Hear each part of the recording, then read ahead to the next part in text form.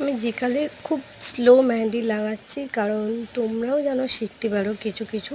তাই বলে আমি একটা ভিডিও কমসে কম 1-2 বার করে আপলোড করি, হাফ হাফ করে। তোমরা কিছু ভেবো না। আমার ভিউজ প্রচুর আসছে, কিন্তু লাইক খুব কম আসছে। তোমরা দেখছো, লাইক করছো না কেন? প্লিজ একটা করে লাইক করে দিয়ে যেও।